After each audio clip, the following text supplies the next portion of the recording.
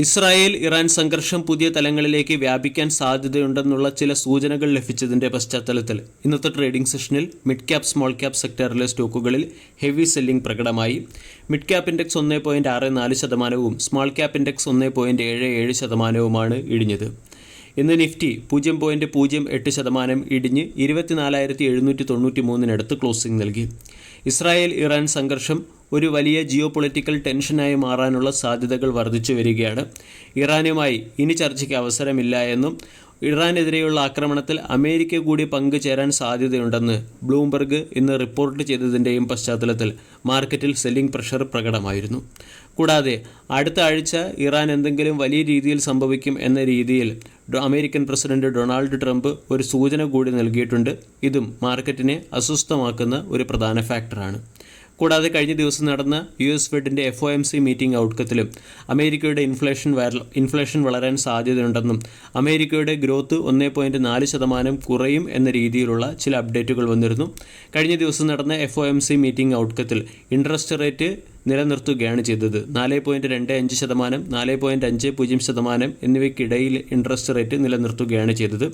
ഇവിടെ പലിശ നിരക്കുകൾ മാറ്റമില്ലാതെ നിലനിർത്താനുള്ള തീരുമാനം ഇൻവെസ്റ്റേഴ്സിൻ്റെ സെൻറ്റിമെൻറ്റിനെ പ്രതികൂലമായി ബാധിച്ചിട്ടുണ്ട്.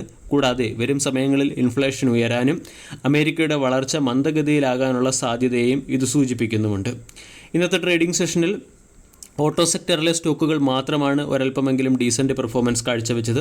ടാറ്റ കൺസ്യൂമർ 2.14%, ഐഷർ മോട്ടോർ 1.7% ഉയർന്നപ്പോൾ അദാനി പോർട്ട് 2.5%, ശ്രീരാം ഫിനാൻസ് 2% ഇടിഞ്ഞു.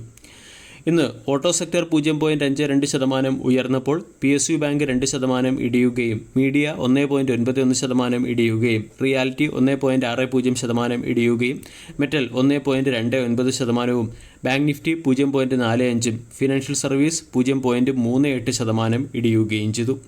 ഇന്നത്തെ അഡ്വാൻസ് ഡിക്ലൈൻ റേഷ്യോ നമ്മൾ പരിശോധിച്ചാൽ ഏകദേശം 959 സ്റ്റോക്കുകൾ മാത്രമായിരുന്നു പോസിറ്റീവ് സൈഡിൽ, 3018 സ്റ്റോക്കുകൾ സെല്ലിംഗ് സൈഡിലുമായിരുന്നു. അതായത് കൃത്യമായി മിഡ് ക്യാപ് സ്മോൾ ക്യാപ് സെക്ടറിലെ സ്റ്റോക്കുകളിൽ ഹെവി സെല്ലിംഗ് വന്നു എന്നുള്ള സൂചന തന്നെയാണ് ഇന്ന് മാർക്കറ്റിൽ നിന്ന് നമ്മൾക്ക് ലഭിക്കുന്നത്.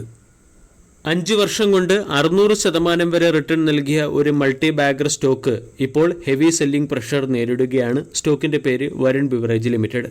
വരുൺ ബിവറേജ് ലിമിറ്റഡ് ഇന്നത്തെ ട്രേഡിംഗ് സെഷനിലും 5% ഇടിഞ്ഞു. സ്റ്റോക്ക് കഴിഞ്ഞ ഒരു മാസം കൊണ്ട് 19% ഇടിയുകയും ഒരു വർഷം കൊണ്ട് 31% ഇടിയുകയും ചെയ്തു. സ്റ്റോക്ക് അതിൻ്റെ 52 വീക്ക് ലോയ്ക്ക് അടുത്തേക്ക് നീങ്ങുകയാണ്. വരുൺ ബിവറേജ് ലിമിറ്റഡ് എന്ന കമ്പനി നേരിടുന്ന കടുത്ത കോമ്പറ്റീഷൻ കമ്പനിയുടെ പ്രോഫിറ്റ് മാർജിനെ പ്രതികൂലമായി ബാധിക്കാൻ സാധ്യതയുള്ളതിൻ്റെ പശ്ചാത്തലത്തിലാണ് സ്റ്റോക്കിൽ സെല്ലിംഗ് പ്രഷർ വന്നിരിക്കുന്നത്. റിലയൻസ് സ്പോർട്സ് ഡ്രിങ്ക് ബിസിനസ്സിലേക്ക് കൂടി അവരുടെ പ്രവർത്തനം വ്യാപിപ്പിക്കാൻ തീരുമാനിച്ചതും 8500 കോടി രൂപയുടെ ഇൻവെസ്റ്റ്മെൻറ്റ് നടത്തി 10 രൂപ പെർ ബോട്ടിൽ എന്ന രീതിയിൽ സ്പിന്നർ എന്ന പേരിൽ ഒരു സ്പോർട്സ് ഡ്രിങ്ക് കൂടി വിപണിയിൽ എത്തിക്കാൻ ശ്രമിക്കുകയാണ്. ഇതിൻ്റെ ഇമ്പാക്റ്റ് ഇന്ന് വരുൺ ബിവറേജ് ലിമിറ്റഡ് എന്ന സ്റ്റോക്കിൽ പ്രകടമാവുകയും സ്റ്റോക്ക് 4% ഇടിയുകയും ചെയ്തു. കൂടാതെ വരുൺ ബിവറേജിന് സമാനമായ ബിസിനസ് മോഡലുള്ള കൊക്കക്കോളയുടെ ബോട്ടിലിംഗ് കമ്പനിയായ ഹിന്ദുസ്ഥാൻ കൊക്കക്കോള ബോട്ടിലിംഗ് കമ്പനി, അതായത് HCCB എന്ന കമ്പനി കൂടി IPO കൊണ്ടുവരികയാണ്. ഈ IPO കൂടി കഴിയുന്നതോടൊപ്പം അല്ലെങ്കിൽ ഈ IPOയോട് കൂടി വരുൺ ബിവറേജ് ലിമിറ്റഡ് എന്ന കമ്പനി കടുത്ത കോമ്പറ്റീഷൻ നേരിടേണ്ടതായിട്ട് വരും. ഇതിൻ്റെ പശ്ചാത്തലത്തിലാണ് സ്റ്റോക്കിൽ സെല്ലിംഗ് പ്രഷർ വന്നിരിക്കുന്നത്. വരുൺ ബിവറേജ് ലിമിറ്റഡ് എന്ന സ്റ്റോക്ക് ഇൻവെസ്റ്റേഴ്സിന് മികച്ച റിട്ടേൺ നൽകിയ സ്റ്റോക്കാണ്. കഴിഞ്ഞ ക്വാർട്ടർലി റിസൾട്ടിൽ കമ്പനിയുടെ സെയിൽസിൽ 30% വളർച്ചയുണ്ടായി. 240 മില്യൺ കേസിൽ നിന്നും ടോട്ടൽ സെയിൽസ് 312 മില്യൺ കേസായി കമ്പനിക്ക് ഉയർത്താനും സാധിച്ചു. അതോടൊപ്പം തന്നെ സൗത്ത് ആഫ്രിക്ക, ഘാന തുടങ്ങിയ രാജ്യങ്ങളിൽ കമ്പനി അതിൻ്റെ പ്രവർത്തനം വ്യാപിപ്പിക്കുകയും ചെയ്തു. പക്ഷേ സൗത്ത് ആഫ്രിക്കയിൽ നിന്നുള്ള ലോ മാർജിൻ പ്രൊഫൈൽ കമ്പനിയുടെ എബിറ്റയെ പ്രതികൂലമായി ബാധിച്ചിട്ടുണ്ട്. എബിറ്റയിൽ 20 ബേസിസ് പോയിൻറ്റിൻ്റെ ഇടിവാണ് വന്നിരിക്കുന്നത്. അതോടൊപ്പം തന്നെ എയറേറ്റഡ് ബിവറേജിന് മുകളിൽ GST ഉയർത്താനുള്ള തീരുമാനവും ജിയോ പൊളിറ്റിക്കൽ റിസ്കുകളും വരുൺ ബിവറേജിനെ പ്രതികൂലമായി ബാധിച്ചിട്ടുണ്ട്. ഇതാണ് വരുൺ ബിവറേജ് ലിമിറ്റഡ് എന്ന സ്റ്റോക്ക് സെല്ലിംഗ് പ്രഷർ നേരിടാനുള്ള പ്രധാന കാരണം. കൂടാതെ ഇന്ത്യയിൽ സമ്മർ സീസൺ അവസാനിച്ച് മൺസൂൺ സീസൺ ആരംഭിച്ചതും കൂൾ ഡ്രിങ്ക്സുകളുടെ സെയിൽസിനെ പ്രതികൂലമായി ബാധിച്ചേക്കും. കൂടാതെ കാമ്പക്കോള, അതായത് റിലയൻസിൻ്റെ ഉടമസ്ഥതയിലുള്ള കാമ്പക്കോളയുടെ അഗ്രസീവ് പ്രൈസിംഗ് സ്ട്രാറ്റജിയും ക്യാമ്പക്കോള സ്പിന്നർ എന്ന പേരിൽ പുതിയൊരു സ്പോർട്സ് ഡ്രിങ്ക് കൂടി ലോഞ്ച് ചെയ്യാൻ തീരുമാനിച്ചതും വരുൺ ബിവറേജ് ലിമിറ്റഡിനെ സംബന്ധിച്ച ഒരു നെഗറ്റീവ് അപ്ഡേറ്റ് ആണ്. ഇതിൻ്റെ പശ്ചാത്തലത്തിലാണ് സ്റ്റോക്കിൽ സെല്ലിംഗ് പ്രഷർ വന്നിരിക്കുന്നത്. ടെക്നിക്കലി നോക്കുകയാണെങ്കിൽ വരുൺ ബിവറേജ് 447 രൂപയ്ക്ക് അടുത്ത് ട്രേഡ് ചെയ്യുന്നു. സ്റ്റോക്കിൻ്റെ ഒരു പ്രധാന സപ്പോർട്ട് 421 എന്ന സപ്പോർട്ടാണ്.